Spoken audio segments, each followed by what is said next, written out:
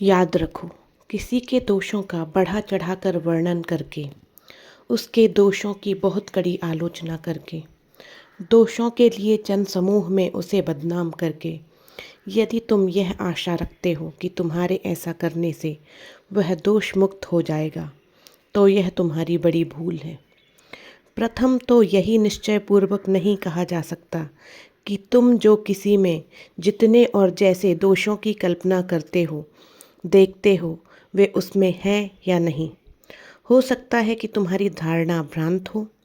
मत विरोध होने से तुम्हें वैसा प्रतीत होता हो, भिन्न परिस्थिति के कारण तुम्हें वैसा दिखता हो, अथवा द्वेष के कारण दोष बुद्धि से दोष दिखाई देते हो। यदि ऐसी बात है, तब तो तुम उनकी निंदा करके नया पाप कर रहे हो, उसके मन में द्वेष का अंकुर पैदा करके उसके भावी जीवन को अशांत बना रहे हो। इसलिए पहले अपने दोषों को देखो, फिर किसी दूसरे के दोषों की ओर दृष्टि डालो। आलोचना, निंदा तथा अपशब्दों के द्वारा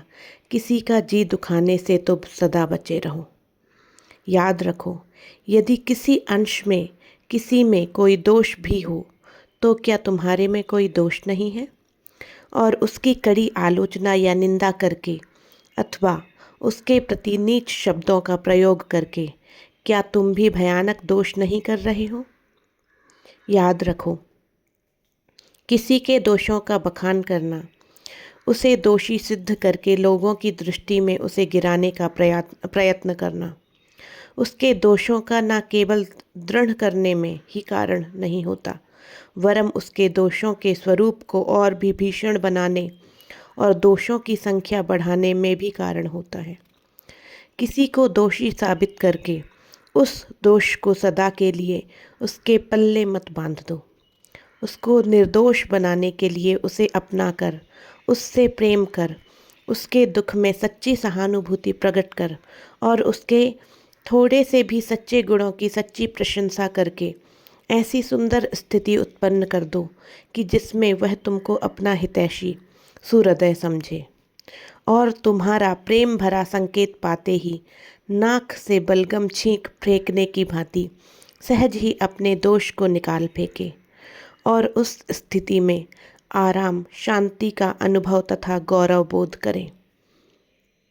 याद रखो, यदि किसी की कड़ी आलोचना करते हो, उसकी निंदा करते हो और द्वेष, द्रोह तथा अपमान भरी कटुवाणी से किसी को लांछित करने का प्रयत्न करते हो और तुम्हारी इस दूषित वाणी को सुनकर सुनने वाले लोग प्रसन्न होते हैं, तालियां पीटकर अपनी प्रसन्नता प्रकट करते हैं, तुम्हारी प्रशंसा करते हैं और तुम्हें वाहवाही देते हैं, तो समझ लो कि तुमने जनता के मानस स्तर को नीचे तो गिरा ही दिया है, साथ ही निर्दोष मनुष्यों के मानस धरातल पर द्वेष की धार बहाकर उन्हें दूषित कर रहे हो। सुंदर सरल निर्मल मानस क्षेत्रों में विष बीजों का वपन करके भयानक विषमय फल उपजाने जा रहे हो। लोगों में द्वेष, द्रोह का विस्तार कर उनमें वैर, विरोध और क्रोध, हिंसा का प्रचार प्रसार कर रहे हो। जगत में शत्रु भाव का विषाक्त वातावरण उत्पन्न करके प्रकृति में भीषण विक्षोभ उत्पन्न कर रहे हो और परिणाम में जगत के प्रति प्राणी समुदाय को नरकानल की भीषण लपेटों में जलाने का आयोजन कर रहे हो। सोचो, तुम अभिमान के मारे कितना बड़ा पाप कर रहे हो। याद रखो, इससे तुम्हारा कभी कल्याण ना होगा, चाहे तुम अज्ञानवश अपने को कितना ही अधिक कल्याण में हेतु मानते रहो, और तुम जिस जगत का कल्याण करना चाहते हो उसका भी कल्याण नहीं होगा। ऐसा करना तो मानो विष बेली का विस्तार करके उससे मधुर अमृत फल चाहना है। याद रखो, दोनों ओर खड़े हुए लोग बीच की प्रबल जलधारा के भय से नहीं मिल पाते। उनको मिलाने के लिए उस जलधारा पर पुल बांधने वाले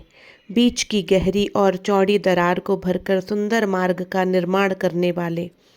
और जैसे धागा अपना प्रिय अंग देकर सुई के किए हुए छेद को भर देता है,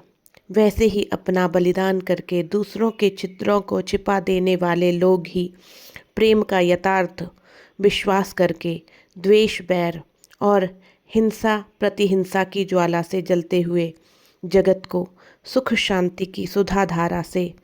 आप्लावित करके उसका सच्चा हित कर सकते हैं, और उनका अपना हित भी इसी में भरा है।